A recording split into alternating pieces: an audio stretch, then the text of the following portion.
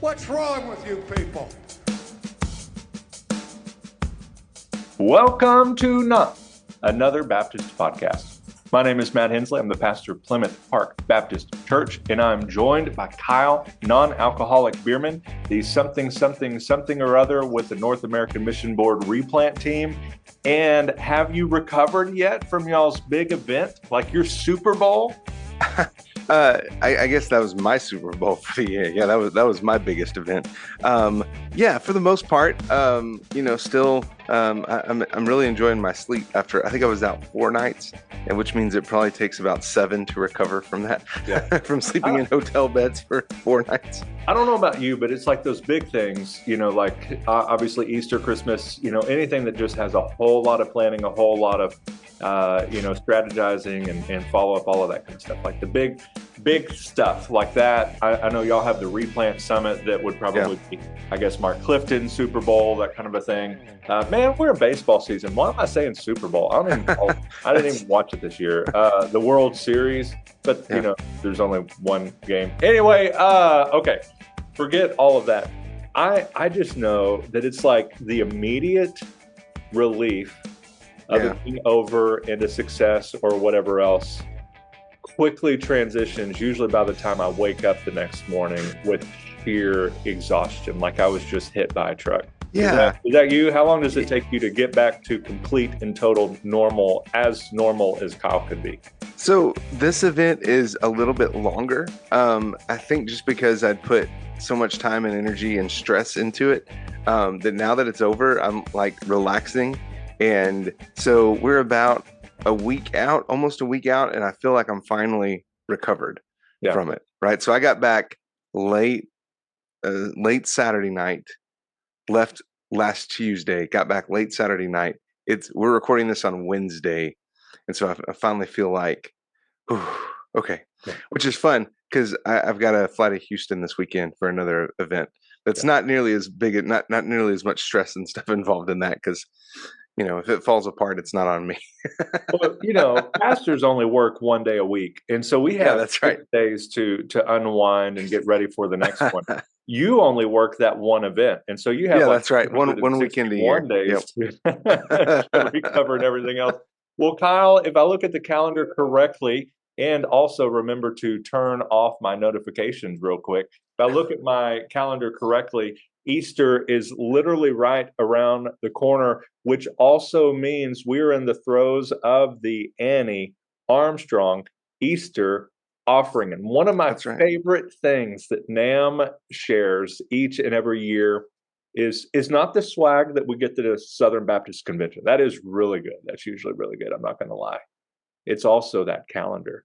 And that calendar that sits on my desk every week to give me a chaplain, a church planner, whatever it may be, that I can pray for. And I'm grateful for that. But Kyle, I started thinking about, getting it a little bit closer to home. And so what are maybe some ways that pastors of perhaps established churches, and I would also say pastors of church plants on the flip side of this too, how can they really partner together in their local expressions, their local association, their city, whatever it may be, and really partner together? And what gave me this idea is something we have started over the past few weeks at Plymouth Park Baptist Church. Is every week we are praying for something in our community or for our community, our city, whatever. And so every couple of weeks, that is a school or a civic leader like the mayor, something like that. And then on the other days, it's area church plants and other churches and that kind of a thing. And so obviously the first way to really serve fellow pastors and other churches, and particularly church planters, is through prayer. Kyle, why and maybe how and what does that really mean for the church planter? Well, yeah. So for the church planter, that would let him know that he's not alone, right? That he has folks that are joining him in prayer, that are lifting him up as he is trying to start something brand new, right? And it would also let him know, and this is important. This is important for established churches and for church plants to know that the area churches don't see him as a threat or as competition, but as a partner in ministry to reach that community, city, state, whatever level that is, right? But to know that folks are coming alongside to encourage and to pray for him, not to undermine the work that the church plant is trying to do.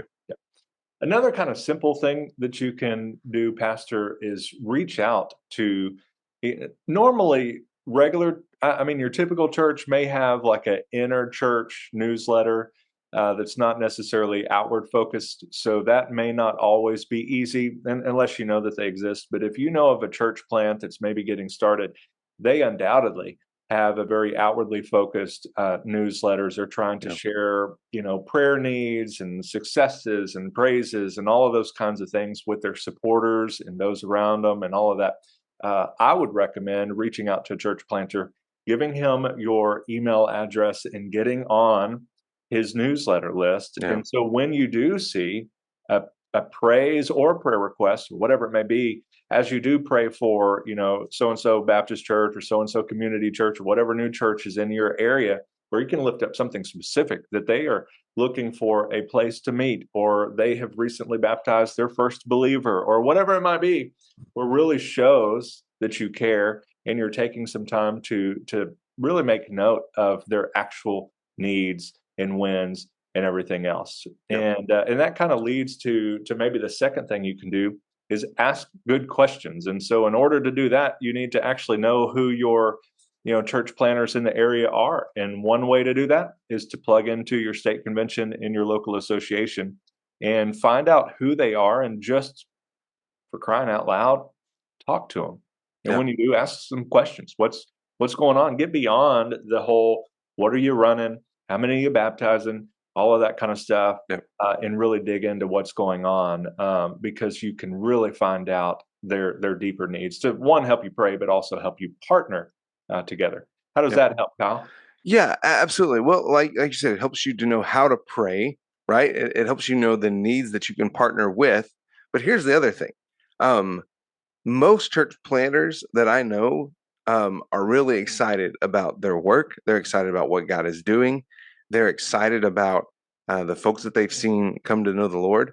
And here's the thing, that can spark some excitement in your own ministry in life and church, right? And so, again, you're not in competition, you're in partnership with one another. And as one church begins to see growth and excitement, that can be contagious into other churches. Yeah, for sure. Another thing, Kyle, I don't know about you, but my favorite thing to get in the mail is a bill. If not, maybe right after that would just be the unsolicited, mail that I receive from, I don't know.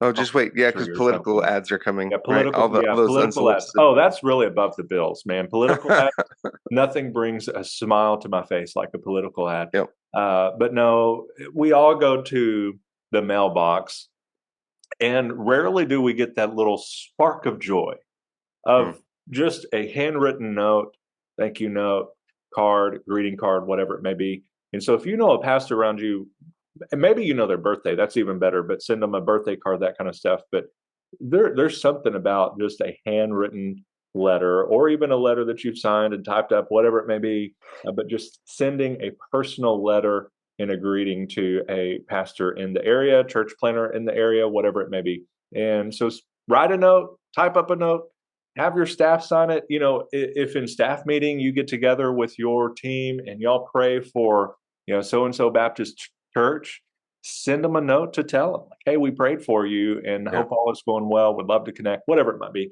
And but if you do remember their birthday or some kind of a special event, their launch, whatever it is, send them a note, because I think everybody likes to get something like that, because there are the dog days of ministry, and sometimes a note from a fellow believer or a fellow brother in Christ or pastor is something that will keep you going in those difficult days. Kyle, what's your favorite letter to receive? My favorite letter to receive is your pay stub.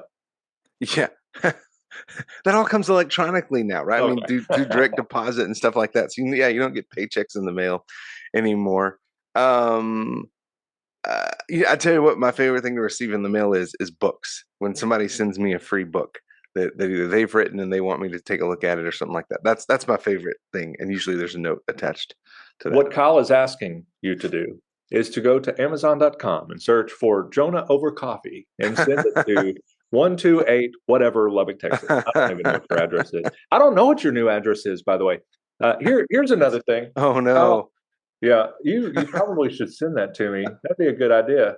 Maybe that's why I'm not sending you anything anymore. When you come to Lubbock, I will give you my address. How about that? I My don't have your new last- address either, for the The record. last thing I sent you was the Nolan Ryan, Robin Ventura picture.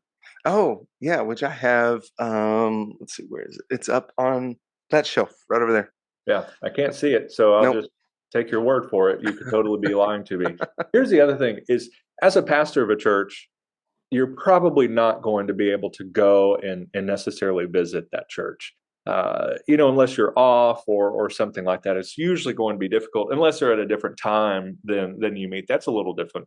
But one of the things you can do is say, hey, what if we've got a few people at our church that would love to help y'all with your next outreach event or block Yeah. party or something like that, and just reach out like, hey, I want to let you know we've got 6, 7, 8 folks that would love to come and be a part of this next thing and just help you guys succeed. And whatever it is, the block party, down in the park where they're sharing the gospel, whatever it might be, and just be a few extra foot soldiers for them, if you will, because they may not have a whole lot of folks, and a few folks that have been trained to share the gospel or whatever it might be that is celebrating what's happening there would probably be a godsend to that guy.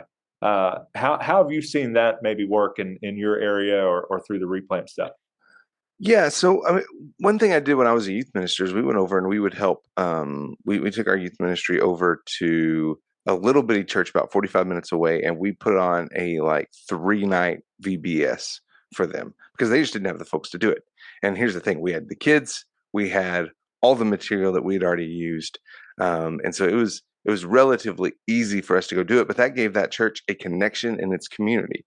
And look, partnering together through something like a vacation Bible school, like you mentioned, like a block party, those are really easy ways. Well, I don't want to overstep that. Vacation Bible school is not necessarily easy, No. but they're very, very simple ways to partner together to make a big impact.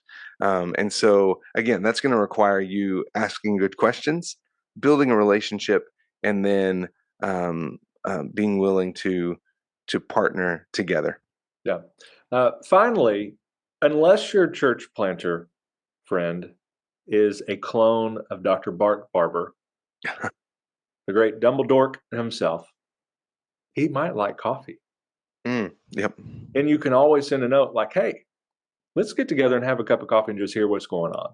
Like, invite that church planter into your life, your rhythms, or get into his rhythm and his life and spend some quality time together, praying together, getting together, having a bite to eat, having a cup of coffee, whatever it might be, going golfing, maybe not if you're Matt Hensley. Disc golf. Disc golf. The chances that you're going to kill someone while you're playing disc golf are dramatically smaller than real golf. True. Maybe pickleball. Not Have you zero. done Hey, pickleball there yet? you go. Pickleball. Yeah. Have you done pickleball yet? No. So we're taking a cruise, and Haley and I have pickleball lessons booked on the cruise. So that's gonna be fun. How about that? Oh man, great! I'm happy for you. Kyle. I'm never getting on a boat ever in my life. Kyle, any other final notes that you can think of just your Yeah. regular pastor blessing a planter? Yeah. So you might look around your community through your association, and you're like, we don't have any church plants. And so you just take that next step up, right? Go to your state convention. And more than likely, there's probably one that's somewhat close to your area. If there's not, you can find out more about church planters through the NAM has a free prayer calendar. Open Windows magazine always publishes birthdays of missionaries. And so there are ways to connect, right? And so even if you're having to connect out of state, here's a cool thing that would give you a really good really good way for your church to kind of open their eyes up to what God is doing outside of just your community. But start small, start local association, then state convention, and see if you can get connected with a planter very close by that you could actually interact with, preferably in person on a regular basis. That makes a big difference. Yeah. Hey, we're in this thing together, and all of these things are translatable from pastor to pastor, planter to planter, pastor to planter, planter to pastor, member to pastor, and everything else, and pastor to member. Ultimately, ministry, church, and all of that moves not just at the speed of leadership, but the speed of relationships. And sometimes we know we can do more together. That's far beyond just sending the check from our church through the cooperation or the I just lost my train of thought. Cooperative program. I'm on the cooperation group. But the cooperative program, it's more than just sending your check through there. It's also the relationships that you forge with missionaries and church planters and fellow pastors. And so, hey, get out of, in our case, 1714 North Story Road. Get outside of there and get your eyes onto some of the other churches in the area, especially church planters, because they really are on the front lines of this and doing some incredible gospel work. And I'm always encouraged when I see the infographics of the churches that are being planted over, like the span of 10 years, whatever it may be, in an area. And so big proud of Dr. Ezell, big proud of NAM, big fan of that, and the work that you're doing through the replanting and bringing churches that are dying or in the process of kind of back to life again. And both of those are needed, and we are grateful for our listeners, and that for whatever reason take time out of their Friday or any other day to listen to us talk, in this case, about helping our fellow church planters and pastors in our area. So have a wonderful day. And hey, as you get ready for Easter Sunday, give them Jesus. Until then, may your coffee be as black as night and as bold as the gospel we declare. What's wrong with you people?